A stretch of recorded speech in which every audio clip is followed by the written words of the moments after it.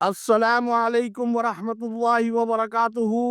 میں ہوں سراج الدین امجدی۔ آج کی خصوصی خبروں اور رپورٹ کے مطابق محکمہ صحت سندھ کے ارباب اختیار بالآخر خواب غفلت سے جاگ گئے اور کراچی کے اجڑنے اور طبی نظام کے مفلوج ہونے کے بعد آج 20 اگست کو رین ایمرجنسی کا مراسلہ ہماری نظر سے گزرا ہے، جس پر اجرا کی تاریخ 19 اگست درج ہے، جبکہ مذکورہ مراسلے پر حیران کن طور پر دستخط پیرامیڈیکل سیکشن کے سیکشن افسر ڈاکٹر اسد کھتری کے موجود ہے۔ پہلے آپ ہماری اسکرین پر رین ایمرجنسی کے مراسلے کا عکس ملاحظہ فرمائیں۔ رین ایمرجنسی کے مراسلے کا عکس آپ نے ملاحظہ فرمایا۔ جن ناظرین نے اب تک چینل کو لائک اور سبسکرائب نہیں کیا ہے، وہ صحت کے سرکاری اور نجی شعبے کی حقیقی صورتحال سے اپنے آپ کو باخبر رکھنے کے لیے پہلے چینل کو سبسکرائب ضرور فرما لیں۔ جن دوستوں نے چینل کو سبسکرائب کر لیا ان کا تہ دل سے شکریہ۔ ناظرین کرام، محکمہ صحت سندھ کے ذمہ دار ذرائع کے مطابق نے ایل ڈی این کو بتایا ہے کہ ڈاکٹر اسد کھتری اور مصطفیٰ شیخ کی شکایتوں میں اضافے کے بعد محکمہ صحت کے ارباب اختیار نے خاموشی سے سنگین بے قاعدگیوں اور کرپشن میں ملوث ان دونوں ملازمین کو ریموو کر دیا ہے، جس کا تاحال کوئی تحریری ہدایت یا حکم نامہ سامنے تو نہیں آیا ہے،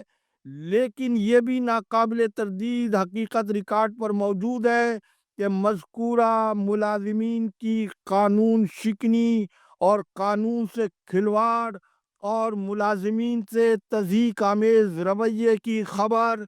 ایل ڈی این موقع بموقع گاہے بگاہے پیش کرتا رہا ہے۔ ظلم پھر ظلم ہے، حد سے بڑھتا ہے تو مٹ جاتا ہے، لیکن سیکشن افسر جرنل کے حکم نامے پر ڈاکٹر اسد کھتری کو کیا جرنل سیکشن میں تعینات کر دیا گیا ہے؟ نیو نے ایک جانب 16 گریڈ کے ملازمین کی گریڈ 17 کے ترقیوں کے میگا مبینہ اسکینڈل میں متنازع اور پیسے کے لین دین کی زبان زد عام الزامات کے بعد انہیں قانون کے شکنجے سے بچا کر اسد کھتری کو مزید نئی کرپشن کے لیے سونے کی بڑی کان والا سیکشن دیا جانا آج خود بہت بڑا سوالیہ نشان ہے۔ دوسری جانب محکمہ صحت کی رین ایمرجنسی کے مبہم حکم نامے اور وزیر اعلیٰ سندھ سید مراد علی شاہ کی جانب سے عام تعطیل کے اعلان کی یہ حقیقت واضح طور پر عوام کے سامنے آ چکی ہے کہ حکومت سندھ اور انتظامیہ کے مابین اس قومی ہنگامی ایمرجنسی صورتحال میں باہمی رابطے کا مکمل فقدان موجود تھا، جس کا ثبوت یہ ہے کہ کراچی کا سندھ سروسز ہسپتال آج 20 اگست کو وزیر اعلیٰ سندھ سید مراد علی شاہ کے حکم پر بند تھا اور سندھ گورنمنٹ ہسپتال لیاقت آباد سیکریٹری صحت ریحان اقبال بلوچ کے حکم پر کھلا ہوا تھا۔ جب حکومت کو قانون کے بجائے سسٹم کے تحت چلایا جائے گا تو اس کے نتائج تو یہی ہوں گے۔ جبکہ وزیر اعلیٰ سندھ کی جانب سے بدھ کے روز عام تعطیل کا اعلان جہاں حکومت اور سرکاری انتظامیہ کی مکمل ناکامی کو چھپانا مقصود تھا، وہیں دوسری جانب وزیر اعلیٰ کے اعلان سے ہنگامی طبی امداد کے حامل مریضوں کا بلا علاج ان کی اموات کے سنگین خدشات پیدا ہوئے۔ پہلے آپ یہ وائس کلپ سنیں، وینٹیلیٹر پر موجود مریض کا بیٹا کیا بتا رہا ہے۔ السلام علیکم، میں علی شمیم بات کر رہا ہوں۔ شمیم حیدر کا بیٹا آرتھوپیڈک وارڈ میں ہوتا ہے۔ اس ٹائم پہ جو ہے وہ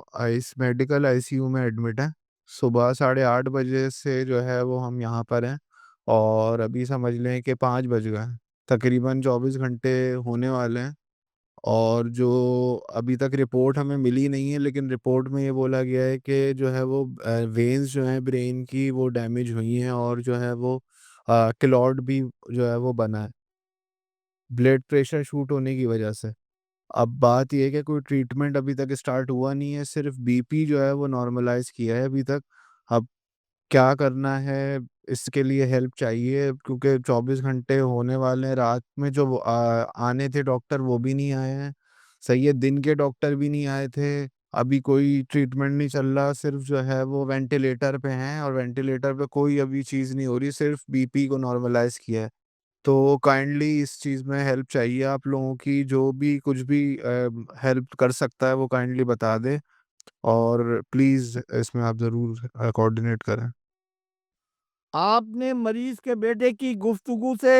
یہ ضرور جان لیا ہوگا کہ یہ مریض سول اسپتال کراچی کا ملازم ہے، جب صوبے کے سب سے بڑے تدریسی سول اسپتال کراچی میں ہسپتال میں کام کرنے والے مریض شمیم حیدر کی بے بسی کا یہ عالم ہو تو عام جاں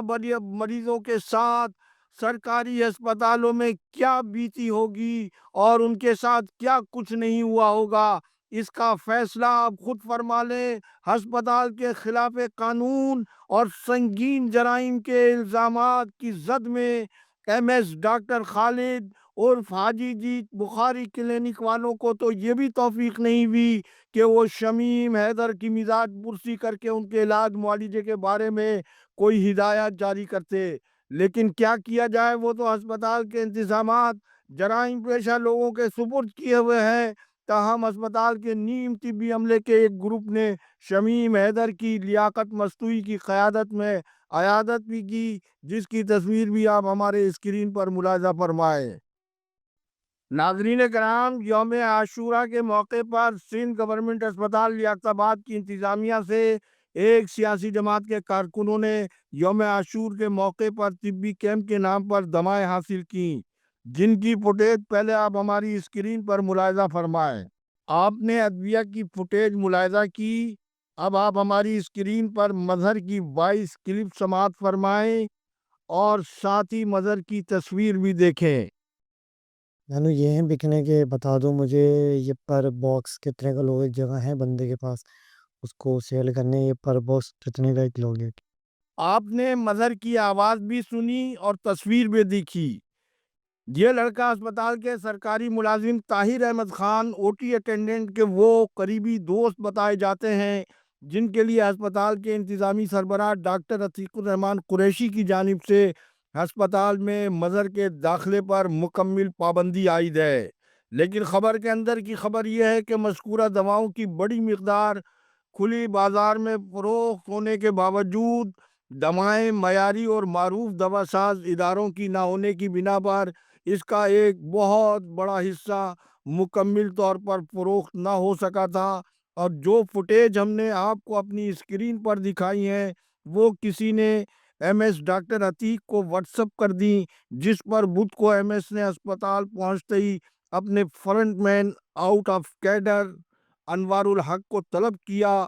انوار الحق نے طاہر احمد خان سے رابطہ کر کے مذکورہ دواؤں کی ایک بڑی مقدار الٹرا ساؤنڈ روم سے بھی برآمد کر لی، جو بازار میں فروخت ہونے کے لیے یہاں چھپائی گئی تھیں۔ اس کھیل میں اسپتال کے کون کون لوگ ملوث ہیں یا تھے، یہ تو اسپتال کے M S doctor Atiq Qureshi اور اسپتال میں ڈیفیکٹو ایم ایس کا درجہ رکھنے والے انوار الحق ہی بتا سکتے ہیں، لیکن مذکورہ نیلی پیلی دواؤں کا فوٹیج کا جائزہ لیا جائے تو قانون کے مطابق نہ تو یہ گرین پیک میں ہے اور نہیں دوا کے پیکٹ پر یہ درج ہے کہ یہ محکمہ سے سندھ حکومت سندھ کی ملکیت اور ناقابل فروخت ہے۔ پھر یہ بھی ریکارڈ پر ہے کہ مذکورہ ہسپتال کی انتظامیہ نے سیکریٹری صحت ریحان اقبال بلوچ کے کزن ہونے کی بنا پر قانون کے برعکس ختم ہونے والے مالی سال برائے 2024-25 کے اختتام پر 15% ادویہ کا اضافی بجٹ لینے کے بجائے 200% اضافی بجٹ لیا تھا، یعنی 10 کروڑ روپے دواؤں کے لیے گئے تھے۔ اس سارے معاملے میں حیران کن بات یہ ہے کہ مذکورہ دوا کس کانٹریکٹر سے خریدی گئی، اس کی انوائس اور خریدی جانے والی دواؤں کی ڈرگ ٹیسٹنگ لیبارٹری کی تجزیاتی رپورٹ، اور اس مد میں ادا کی جانے والی فیس کی رسیدیں کہاں ہیں؟ کراچی سمیت سندھ کے غریب سسکتے بلکتے مریضوں کے بجٹ سے محکمہ صحت کے کرپٹ افسران اور ملازمین نے اپنے ذاتی اثاثہ جات بہت بنا لیے۔ کیا ڈاکٹر عتیق قریشی کو کسی سیاسی جماعت کے طبی کیمپ کے لیے اس طرح سے دوا دینے کا کوئی قانونی اختیار موجود تھا، اور اس سیاسی جماعت نے اس سلسلے میں باقاعدہ انہیں کوئی درخواست دی تھی، یا 10 کروڑ روپے کی دوا پر حلوائی کی دکان پر دادا جان کی فاتحہ کی اجازت کی کوئی قانونی گنجائش ڈاکٹر عتیق کے پاس موجود تھی؟ اسی طرح سے ناظرین، ہم نے آپ کو گزشتہ روز کراچی کے ایک ضلعی صحت دفتر کی تقریباً 1.5 کروڑ روپے مالیت کی دوا ڈی ایچ او آفس میں نہ پہنچنے کی اطلاع دی تھی۔ اس بارے میں ایل ڈی این کی ابتدائی تحقیقاتی رپورٹ کے مطابق مذکورہ دوا معروف قومی دواساز ادارے گیٹس فارما کی بتائی جاتی ہے، جو کہ ضلع شرقی کراچی کے لیے خریدی گئی۔